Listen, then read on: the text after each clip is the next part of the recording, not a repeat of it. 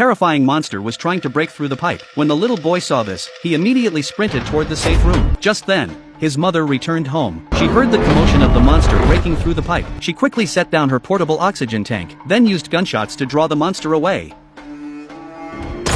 Hearing the noise, the monster instantly climbed up. The woman raised her weapon in response. She then rushed to the safe room. Her son had already passed out from lack of oxygen. Fortunately, she arrived just in time with the oxygen tank. Meanwhile, elsewhere, a group led by a girl had been traveling by boat. They finally reached a small island. Hans walked over to them, telling them he discovered these monsters couldn't swim. He had initially led hundreds of survivors heading for this island. However, during the migration, only a few dozen people survived. The next morning, a man went down to the shore, planning to bring the mother and her 2 children to safety. But to his horror, he discovered the fishing boat from last night had somehow drifted here. The man ran frantically toward their living quarters, but the monster had already arrived. To protect his family from harm, Hans used the car horn to attract the monster's attention. Sure enough, the monster followed the sound. They drove along the highway until they reached a radio station. Just when they thought they'd lost the monster,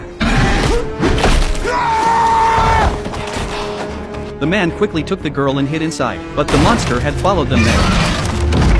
The girl prepared to enter the broadcasting room next door. She could use the microphone to disrupt the monster's senses. Back at the other location, with oxygen running dangerously low in the safe room, the woman had no choice but to open the hatch for fresh air. Suddenly the monster appeared behind her. She desperately ran toward the safe room, but the monster swatted away the hatch door with one blow. Its sharp claws pierced straight through her thigh. In this life or death moment, static suddenly blasted through the boy's headphones. The girl had successfully connected to the radio station. The boy quickly tore off his headphones, pointed the radio at the monster in front of him, while raising a gun with his other hand. At the same time, the girl on the other end grabbed a machete. With a battle cry, she swung it at the monster's vital spot, as the boy simultaneously pulled the trigger.